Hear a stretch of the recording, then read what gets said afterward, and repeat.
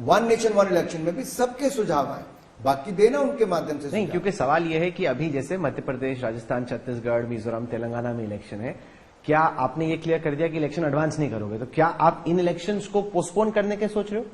क्या हमने कहा है? मैं पूछ रहा हूँ, आपने तो कुछ नहीं कहा। जब हमने कहा ही नहीं तो आप ऐसा क्यों सोच रहे हैं? या कुछ तो सोचेंगे ना कि आप क्या सोच रहे हो। तो ये तो सोचने का और चर्चा करने का काम आपका। जब सरकार ने कहा नहीं, मैं तो वही पोजीशन ले सकता हूं जो आधिकारिक पोजीशन है। सरकार की आधिकारिक पोजीशन ये है कि वन नेशन वन इलेक्शन को लेकर कमेटी का गठन किया गया, जिसमें पूर्व राष्ट्रपति श्री रामनाथ कोविंद जी हैं, अमित शाह जी, हरीश साल्वे जी से लेकर बाकी अन्य ऐसे लोग हैं। तो आप ये कह रहे हैं बहुत एक्सपीरियंस अलग अलग क्षेत्र में। तो आप ये कह रहे हैं कि ये राउंड ऑफ असेंबली इलेक्शन जस के तसी होगा, जनरल इलेक्शन जस के तसी होगा। मैं अनुमान ये लगा सकता हूं कि उसके बाद के जो इलेक्शंस हैं, हरियाणा, महाराष्ट्र, उनको आप थोड़ा एडवांस कर सकते हैं। राहुल जी, राज्य में चुनाव कब करवाने कौन तय करता है?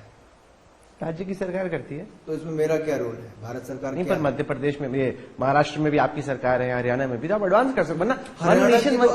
हरियाणा और महाराष्ट्र के तो 2024 के अक्टूबर में चुनाव, तो उसको आप एडवांस कर दोगे ना 2024 के अप्रैल मई में मिक्स करके। हरियाणा के मुख्यमंत्री, महाराष्ट्र के मुख्यमंत्री किसी ने कहा क्या? नहीं, अभी तो नहीं कहा।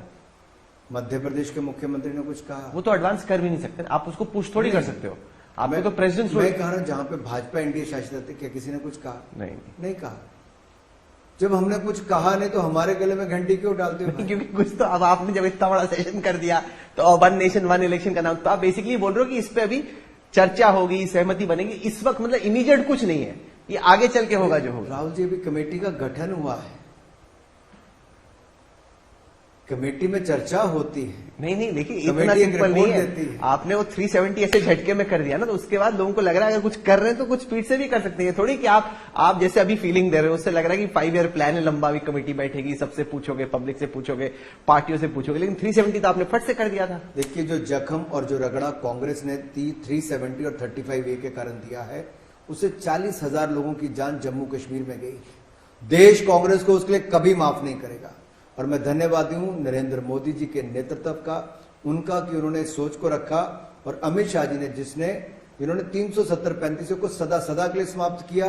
पथराव बंद हुए, गोलीबारी बंद हुई, आतंकी घटनाओं में बहुत कमी आई, और कश्मीर सही मायने में स्वर्ग बनने की दिशा में अब बढ़ा है। ये हुआ है।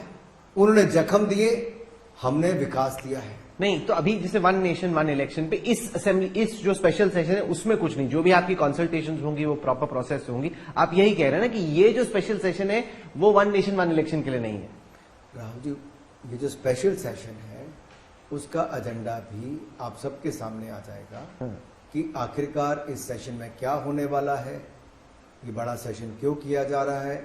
मुझे लगता है हमें कुछ बातों का तो इंतजार करना चाहिए। कई बार शुभ संदेश, क्योंकि